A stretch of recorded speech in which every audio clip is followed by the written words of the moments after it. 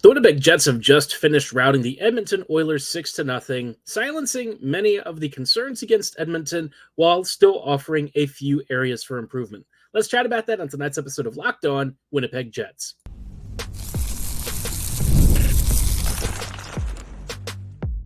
You're Locked On the Hockey Jets, your daily podcast on the Winnipeg Jets, part of the Locked On Podcast Network, your team every day. Hey friends, and welcome to tonight's episode of Locked On Winnipeg Jets, part of the Locked On Podcast Network, your team every day. I'm your host, Harrison Lee, an avid Winnipeg Jets fan and an online blogger. You can follow me on Twitter at HLivingLoco and at LO_Winnipeg Jets. Thanks for making Locked On Jets your first listen of the day every day.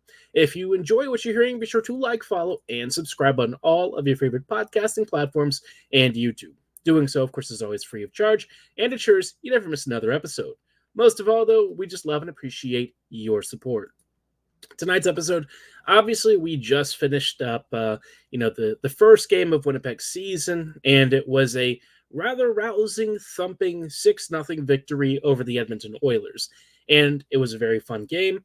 We had some great scoring, some very interesting moments, and some interesting takeaways where some predictions that I had for this game were wrong, and then there were some that were actually still kind of on target despite the very positive scoreline. We'll chat about those in just a little bit, but before we go any further, just wanted to let you know that tonight's episode is brought to you by Gametime. Download the Gametime app, create an account, and be sure to use promo code LOCKEDONNHL for $20 off your first purchase. Now, like I said, the Jets just routed the Oilers 6-0, and, taking a very holistic view of this game, obviously, it being the first game of the season, there's still going to be kinks to iron out. And, neither team was in mid-season form. Let's be real.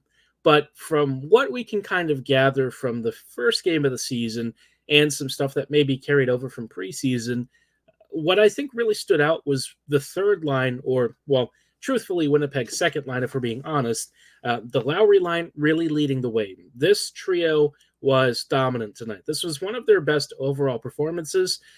Each part of Niederreiter, Lowry, and Appleton's contributions were very critical in securing this victory. That line, I think, accounted for like 3 goals and just had a really strong performance at both ends of the ice. I mean, this group was able to transition out of the zone cleanly. They made some good neutral zone plays. And offensively, they crashed the net. They created chaos. And they did what this line just does best, which is being a wrecking ball. But this time, they actually scored. That's a huge change from this trio previously, because this line usually doesn't finish chances. They're really good at creating all sorts of chaos, getting lots of shots on goal, creating really dangerous chances.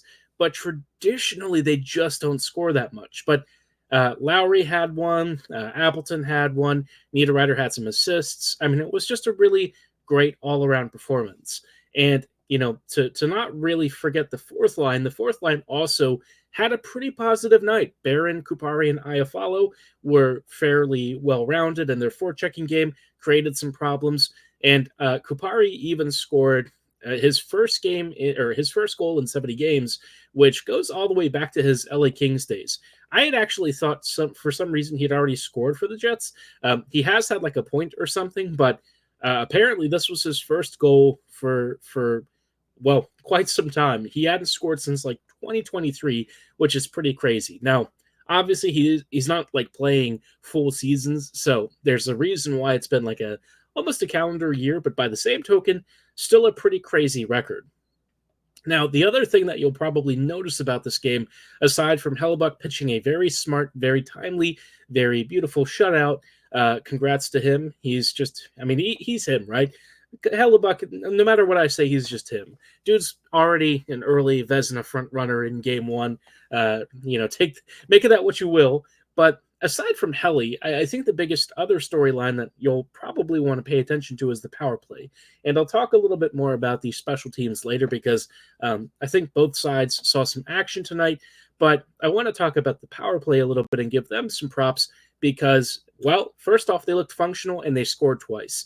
And what I think particularly stood out is as soon as they actually gained the offensive zone, they had some really good cycling, some really good passing, and it led to 2 power play goals that were quite smart. And guess what? Mark Scheifele was in the slot on the second goal, which is something that we haven't seen since the 2017-2018 days. So, yay, very happy tidings.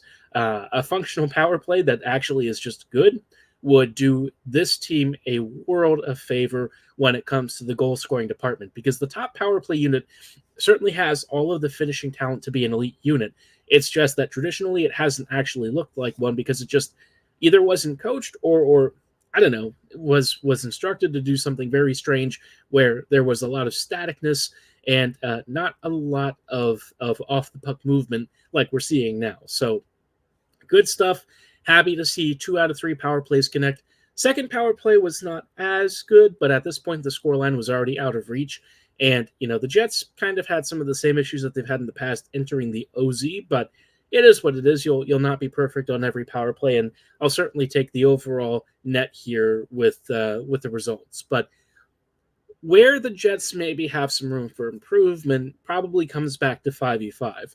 And this is where, for my predictions about the scoreline and what happened in this game being wrong early on, this part actually did still hold true. So the top 6 was not particularly great, but it was less the first line than it was the Nemesnikov, Perfetti, and Ehlers line. That trio really struggled to get anything going, and it just looked like they were really out of sync. They had no chemistry, and actually I think there was a stint last year where they played together, and they really didn't work that well as a combo. Perfetti and Ehlers just don't seem to really have the same chemistry that Perfetti and Connor do, and so this line as a whole was outchanged badly. They got buried, and I think Arniel definitely recognized it because they really didn't play that much, and there was really no complaining about it. 100% the correct decision, and hopefully, the other correct decision that follows this is that he changes up the top 6, because the first line, while it definitely was nowhere near as bad, also wasn't great, especially at even strength. I felt that they did create some decent chances, but they gave up some really juicy opportunities at the other or in their own end, which is kind of the usual pattern with them. And usually they give up more than they give, which was kind of the case in this scenario. So there's really one easy change that the Jets could make, and it's just swapping Ehlers and Connor. And I think a lot of people are like, why would you take Connor off the first line? Well, the reason that trio of Connor, Scheifele, and Velarde doesn't work is pretty much down to transition, right? They don't have a single dominant puck carrier who's able to fly up and down the ice and create those zone entries and establish possession in the offensive side of the ice like, they do with Ehlers. And that's why Nick is kind of just a natural fit. It's almost a necessity because Scheifele, Connor, and Velarde all sort of defer to one another as the puck carrier. But if you have somebody who's just a dedicated transition monster, which Ehlers is, it allows them to kind of take up more offensive positions and not have to rely on their pure speed to try and create stuff. And this is where I think the Ehlers, Scheifele, and Velarde line really did it well last year, is that, Nick kind of took on that responsibility, and he's also a very smart passer. Sometimes it does get him into trouble because he overthinks things, and he'll put it into spaces where his teammates aren't really expecting it, which does occasionally lead to counters against. But you see how much more dangerous Scheifele is when Ehlers is feeding him. You saw it on the third power play where Ehlers made a brilliant pass right to the slot. Scheifele was right there to tip the puck in. Beautiful goal. That's the kind of stuff that I think maybe goes a little bit under the radar is just how good Ehlers and Scheifele seem to be together, which is interesting that, like, in the past, Mark said something about it being kind of hard to play with Nick, but, given the actual on-ice outcomes and the stats reports, you'd actually think that Mark would want to play with Nick because, they just cook together. They're an amazing duo, and Velarde as your complementary big physical wing on the right side adds just an extra layer of scoring skill and a net front presence that, the other two may not have. So if you switch Connor and Scheifele, or Connor and Perfetti, I think Connor and Ehlers, I think you'll see a huge change. And Connor already has shown some early signs of having good chemistry with Perfetti. I think for whatever reason, maybe the second line is just too slow, and Nemesnikov doesn't really have the high-end elite offensive skill to kind of make the most of Ehlers and Perfetti, and maybe that's why that trio is not working as is. But I think if you do Connor, Nemesnikov, and Perfetti, that trio might work out a lot better. And really, that'd be the last change you need to make for the time being. You don't have to do much else because the rest of the team was cooking with gas. So you make that swap, and I think you solve the problem with both lines in your top six. But of course, I think that question does lead into a bigger thing, which is what other options might exist with the top six? How can you make this more functional if you have to have Scheifele and Connor together? We'll chat about that in just a little bit, but before we go too much further, I did want to shout out our friends and partners at Gametime. When it comes to buying tickets, a lot of you are used to paying very expensive fees. You add a ticket to your cart, you go to checkout, and all of a sudden that $30 ticket starts to look more like 50 or 60. And you're asking yourself, did I get the quantity wrong? But you see all of the fee breakdowns at the end, and you realize you're getting hit with taxes, hidden charges, all sorts of fun stuff. And look, nobody likes that. Gametime totally gets your pain, and that's why they have an option to toggle called all-in pricing that shows you what you're paying up front. And when you toggle it on, and again, you must toggle this feature, you'll see the full breakdown and you'll know exactly what you're paying up front, which is great. I personally used it when I bought Ravens tickets for the playoffs last year. And so I can personally attest to the fact that it's just great not having to worry about, that several $100 ticket suddenly looking like a $10,000 ticket or whatever you're paying. You just want to know what it is up front without being surprised. Gametime also wants to help you save even more time and money with their brand new feature called Gametime Picks that only shows you incredible deals on great seats so you don't have to waste time sorting through thousands of seats. And best of all, you can even see a seat view before you buy. And, if you're the kind of person who's a little bit nervous, maybe you're thinking, well, if I find a better deal somewhere else, what do I do, right? Gametime already has you covered because they'll credit you 110% of the difference if you find a better deal. But they also come back with event cancellation protection, job loss protection, and so much more. They want to make your time at your next concert or sporting event as comfortable and fun and affordable as possible. If you want to take the guesswork out of buying tickets, go with Gametime. Download the Gametime app, create an account, and be sure to use promo code LOCKEDONNHL for $20 off your first purchase. Terms apply. Again, create an account and redeem code LOCKEDONNHL for $20 off. Download Gametime today. What time is it? Gametime.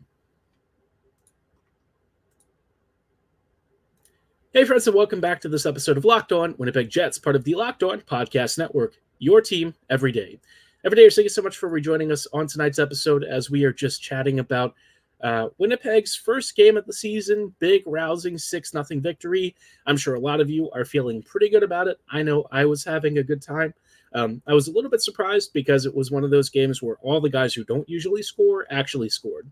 Obviously, Scheifele and Connor did score too on the power play, but for the most part, at even strength, it was like the bottom six really leading the way, and Dylan Sandberg even got in on the action too. But I did spend a minute or two at the end of the first part talking about the top six, and the top six is a big question because, let's be real, right? It wasn't good. The top line was okay-ish, I would say, not like horrible like it's been in the past, but it also wasn't really dictating the terms of play.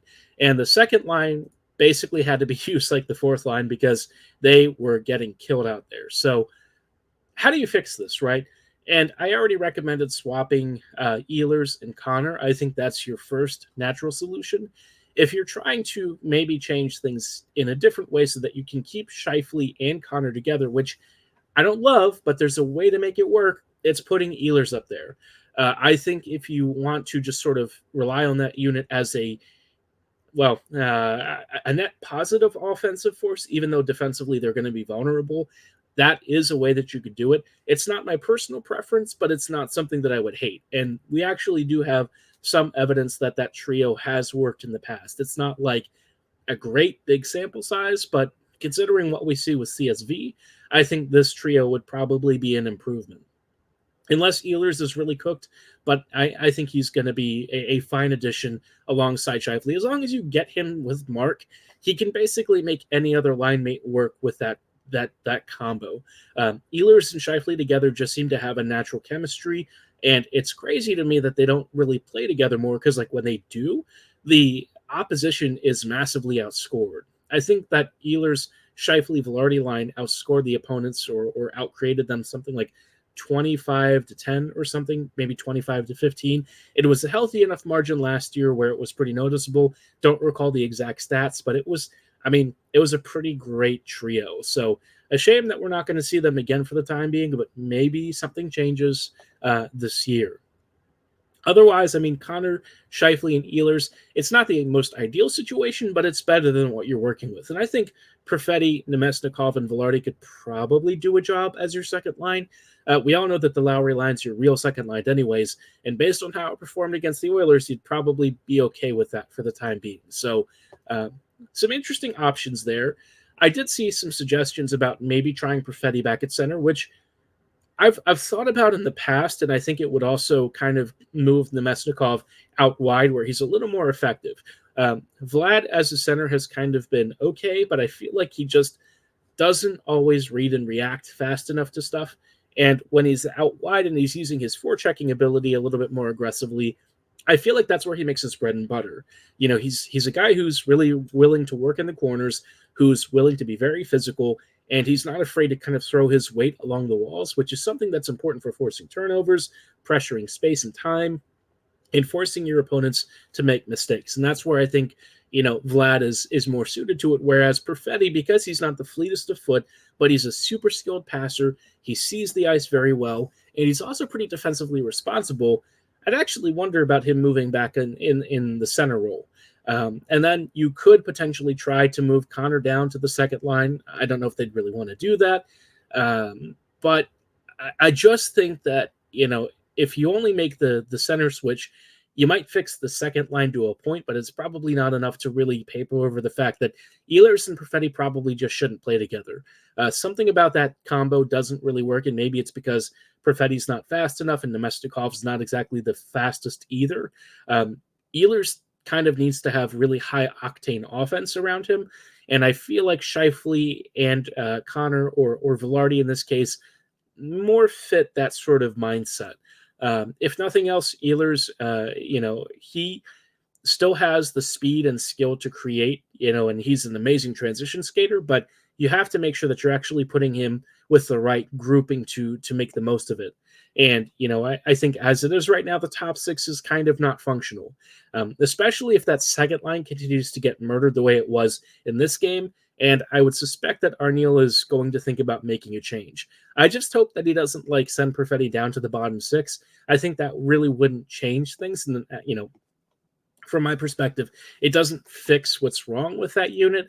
I don't know how committed they are to Connor, Scheifele, and Velarde, but I would hope that they're a little more open-minded about it. I think it'd be one thing if the top line was scoring freely, but they didn't even really do that much at even strength in this game overall. So my mind, I think you look at maybe making a change a couple games in, but it's probably not going to happen because I feel like some of the players might take it the wrong way and they might not be willing to make this adjustment. They might be pretty set in their ways. And I get it, but I think at some point, Arniel just has to be honest and say, we're not getting the results that we're wanting to see. And he already has shown that he's willing to bench the Perfetti Nemesnikov line. So why not kind of go around that and solve the problem at its source? But, the Jets are going to do the Jets. At this point, I'm not really expecting a lot to happen with the top six, but I think Arniel's at least showing that he's cognizant that there is some weakness there. But he did also play the top line the most of all of the units, so I don't know. It's a strange situation, and I think to some degree Arniel's trying not to shake the boat as much, especially early on. But I do think if he really does feel this top six works as constructed, I'd be concerned about that because I don't think it really takes much to know that it's not working the way that they intend. But given his deployments tonight, I think he's already thinking about what he needs to do to get this unit back on track because the third and fourth lines played brilliantly. There was no real question about that, no concerns. Even the defense was actually cooking pretty well. Not perfect by any stretch of the imagination, but if I don't really have any remarks to say about Pionk's game or anything like that, then the blue line's probably having a pretty strong outing. So overall for this game, it was pretty fun. I enjoyed it. I think there's some room for improvement, but I also think that there's some I guess signs of progress, at least with the bottom six. I guess the only question for me is, going forward, is that third line going to be a primary source of offense? Are they going to finish a lot of opportunities? I would be a little more skeptical of that, especially given the players who are scoring.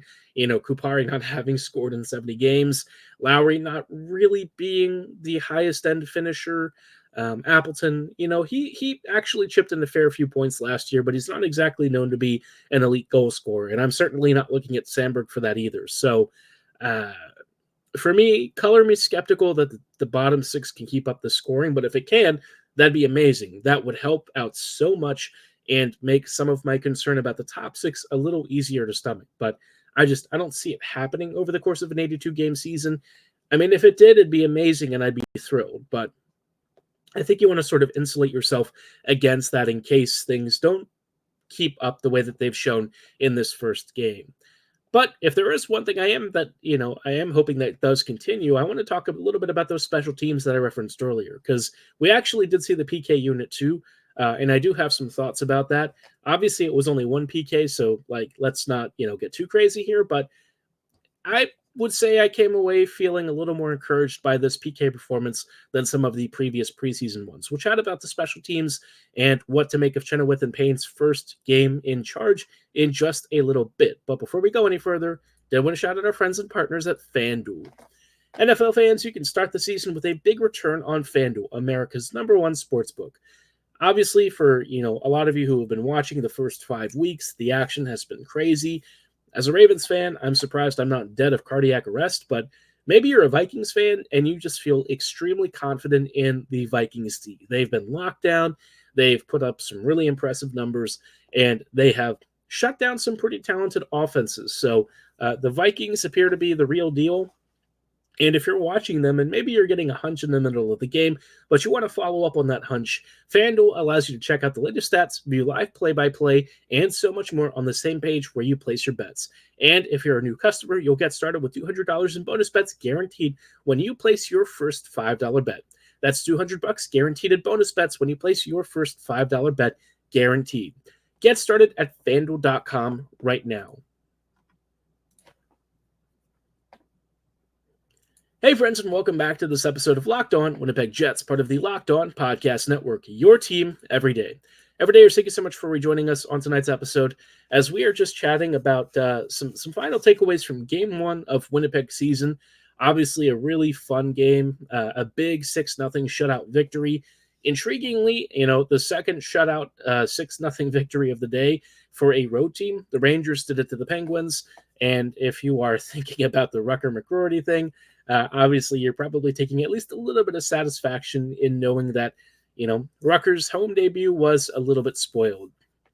I wouldn't normally be this petty about it, but I do kind of not really love him after some of the comments that he made when he first arrived to Winnipeg about being a long-term Jets fan and stuff. But I'll save our pettiness for October 20th when he hopefully comes to town and we can give him a real proper Winnipeg welcome. But as far as the Jets are concerned, focusing on their game, special teams, I came away feeling pretty encouraged.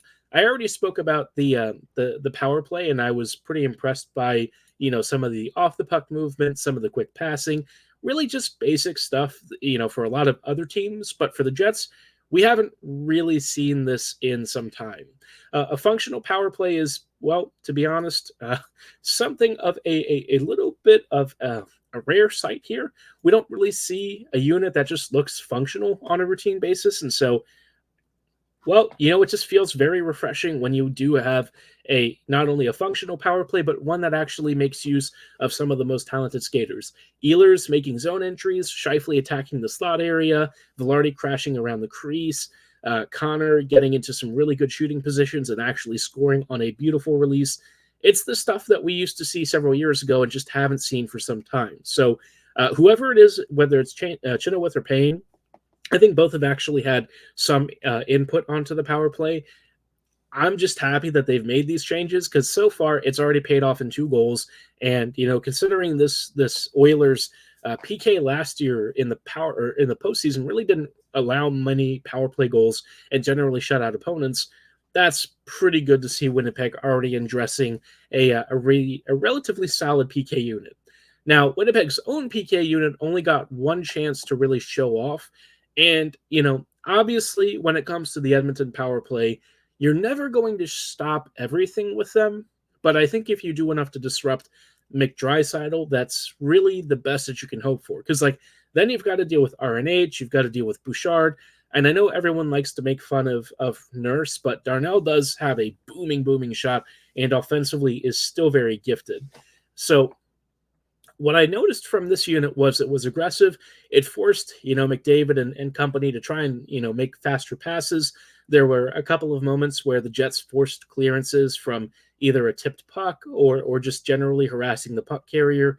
It was just a lot more aggressive than we usually see. And I've said in the past that this is the kind of thing that is a little bit of a give and take, right? If you're more aggressive, you'll open up some space and you may open yourself up to counters, but you're also pressuring your puck carrier and forcing them to make a perfect pass, which more often than not doesn't always happen. So for the Jets, I think this was a good way to kind of open up your account with a clean PK. They didn't get scored on, and it was carried across 2 periods. So, overall, I mean, I just, it's hard to extrapolate a lot from one PK, but I think it continues the trend that we saw in the preseason where, the skaters really didn't allow the puck carriers to set up all that cleanly.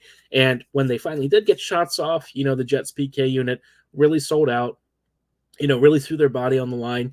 Not always the happiest to see a guy get decked by a giant flying puck at like 200 miles an hour, but all the same, Winnipeg really fought for the badge on that unit. And so overall, I think you just have to be pretty happy with the special teams performance. And if that does continue for the rest of the season, the Jets are going to look a lot better than they did in previous years.